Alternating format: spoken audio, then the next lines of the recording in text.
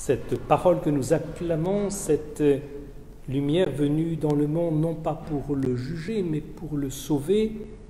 Nous en avons bien sûr un admirable récit dans les Actes des Apôtres, et nous aimons suivre cet itinéraire de la parole de Dieu dans les temps premiers de l'Église, qui nous renvoie à nos temps d'aujourd'hui, car les actes se continuent.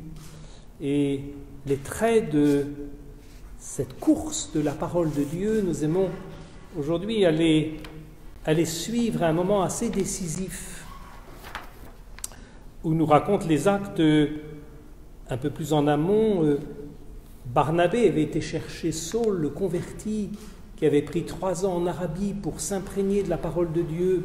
Ayant confiance en ce converti de fraîche date, il était allé le présenter à la communauté de Jérusalem comme pour le faire reconnaître par la communauté.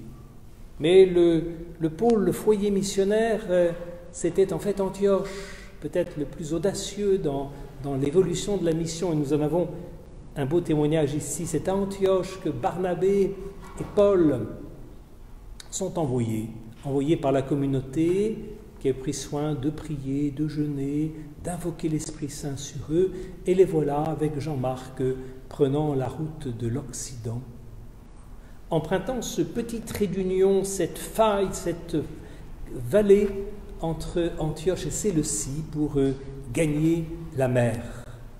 Ce petit passage est apparemment un passage qui a été déterminant et qui l'a été jusque dans la vie économique entre le Levant et l'Occident.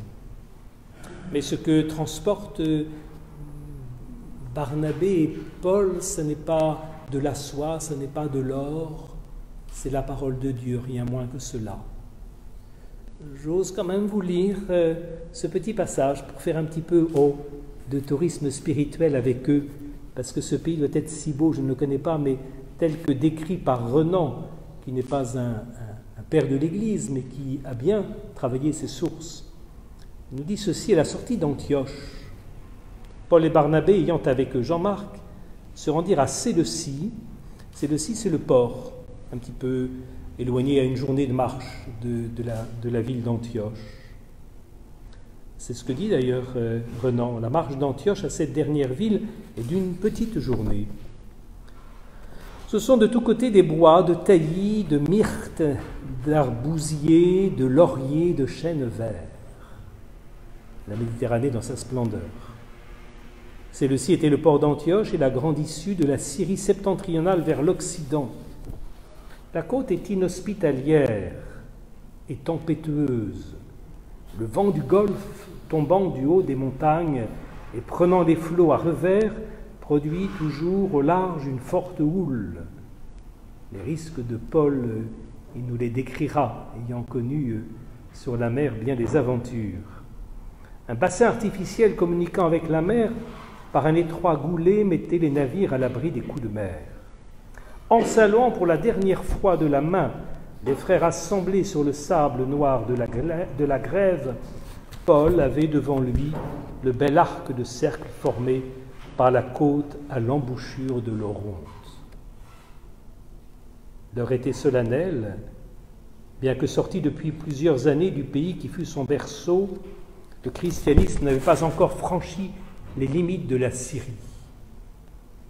Voilà donc le moment où le christianisme quitte réellement sa terre natale et se lance dans le vaste monde.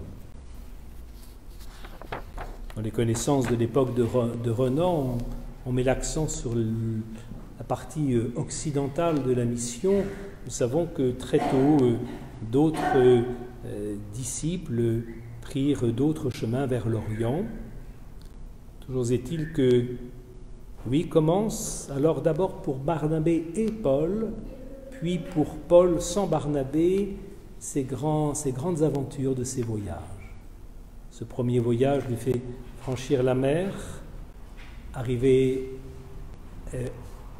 sur l'île de Chypre, y annonçant la parole, comme dit la fin de notre texte, arrivé à Salamine, ils annonçaient la parole de Dieu dans les synagogues des Juifs. Et puis après avoir franchi le nouveau passage de la mer, quitter l'île, ils mettent le pied en Asie mineure, dans l'actuelle Turquie. Et là, notre ami Paul fait ce premier voyage qui, avec Barnabé, le reconduit vers Antioche pour faire le bilan de cette annonce, avant que leurs deux chemins se séparent, Barnabé retournant à Chypre et puis Paul repartant vers l'Occident.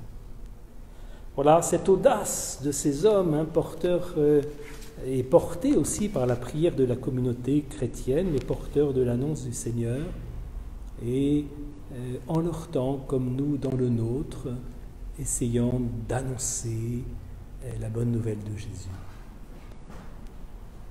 On le vit modestement, apôtre à notre mesure, mais c'est de la même nature. Ce n'est pas en notre nom que nous annonçons Jésus, c'est bien parce que Jésus, l'envoyé du Père, nous envoie à son tour participer à l'aventure de la mission.